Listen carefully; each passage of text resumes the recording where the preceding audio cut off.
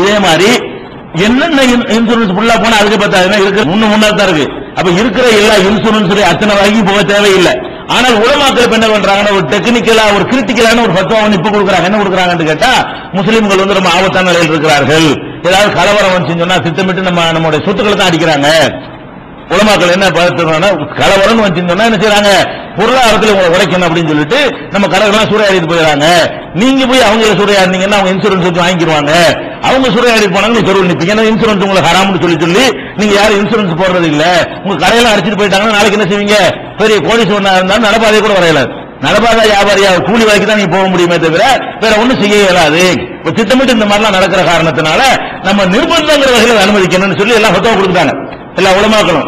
ஆனா நான் சொல்றேன் இந்த நிர்பந்த மேட்டரே இல்லை. என்னுடைய கடையை வந்து ஒரு நான் கடையை வச்சிருக்கிறேன், அந்த கடைக்கு திருட்டு வரலாம், ஏற்பட நஷ்டம் வரலாம், உடம்புக்கு பாதிப்பு வர்ற மாதிரி, உடம்புக்கு நோய் வர்ற மாதிரி, தொழில் என்ன செய்யலாம், திடீர்னு ஒரு எதிரோட கொளுத்தி விட்டு போயிடலாம். திடீர்னு நின்றனா என்ன சந்தில் நிக்க முடியுமா? அவன் யாசகம் கேட்கறவங்க ஹலாலுங்கிற நிலைக்கு வந்துடுறாங்க. யாசகம் 3 பேருக்கு ஹலாலுங்கிறவன் அதுல இவன் ஒரு ஆள் தானே. திடீர் இழப்புக்கு ஹலாலவன் என்ன செய்யறான், அவனுக்கு ஹராமாக்குன ஒரு யாசகம் அவனுக்கு ஹலால ஒரு நிலைக்கு வந்துடுறான். அந்த மாதிரி மனிதர்களுக்கு வரக்கூடிய நேரத்தில் இந்த பார்ப்பன 10 பேர் கடை வச்சிருக்கிறோம், ஏதாவது ஒரு நஷ்டமாச்சுன்னு போய் வியாபாரத்தில் லாப நஷ்டத்துக்கு இல்ல, விபத்துகள் உள்ள நஷ்டம், லாப நஷ்டம் தரமாட்டானுங்க. அவங்க கணக்கு கொண்டு வாங்க எனக்கு 10,000 நஷ்டம், அது தரமாட்டா இன்சூரன்ஸ்ல. எதுக்கு தருவான், தீ பிடிச்சிருச்சு, சுனாமி வந்துருச்சு, இடிஞ்சு விழுந்துருச்சு, கொள்ளடிச்சிட்டு போயிட்டானுவ. இந்த மாதிரி மேட்டர் வந்துச்சுன்னா என்ன பண்ணுவான், 10 கடை இருக்குல்ல, ஆளுக்கு 10,000 மாசம் 1000 ரூபாய் போட்டுட்டு வா, சேர்த்துக்கிட்டு வருவோம். ஏதாவது டேமேஜ் ஆச்சுன்னா இந்த பணத்தை வச்சு அந்த யாருக்கு டேமேஜ் அவன் தூக்கி நிப்பாட்டிடுவோம். அப்படிங்கும் போது எல்லாருமே என்ன வாங்கிக்கிறான், ஒரு நல்ல நிலைக்கு வந்துடுறான். இதுல நம்மளுடைய பணத்தை வந்து ரிட்டர்ன் தரமாட்டான். அப்ப கடையா இருந்தாலும் சரி, இதுல எதை வச்சு சூதுன்னு நம்ம ஹராம்ங்கிறதா, இதுல வட்டி இருக்குங்கிற ஹராம், ரிட்டர்ன் தராட்டி வட்டி எப்படி வரும், வட்டி இருக்குன்னு ஹராமாக்குறதா இல்ல.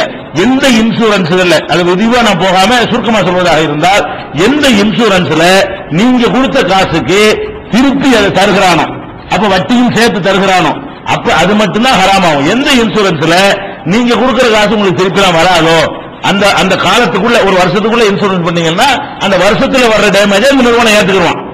அடுத்த வருஷம் அளவுக்கு கட்டணும், புதுப்பிக்கணும். அது எத்தனை வருஷம் இன்சூரன்ஸ் ஒரு நிறுவனத்தில் ஒரு கணக்கு வச்சிருப்பான். அதனால அந்த விஷயம் நமக்கு தெரியாது. அவன் என்ன மாதிரி வச்சிருந்தாலும் சரி, அந்த இன்சூரன்ஸ் என்பது வந்து நமக்கு ரிட்டர்ன் வரப்போறது கிடையாது. கூட்டாக சேர்ந்து மெடிக்கலுக்கு எல்லாரும் பொறுப்பு இருக்கிற மாதிரி இது வந்து உறுத்தல் இல்லாம நம்ம செய்யலாமே. இதுக்கே வந்து நிர்பந்தம் ஒரு ரூபா கொடுக்கணும், நிர்பந்தம் ஒரு அவசியம், நெருக்கடியில் நாம இருக்கிறோம் அப்படின்னா எல்லாமே நெருக்கடி, மனுஷனை கூட கொண்டுட்டு போயிடுவான். அப்ப அதுக்கு என்ன பண்ணுவீங்க, அது நிர்பந்தத்தில் வரும்ல.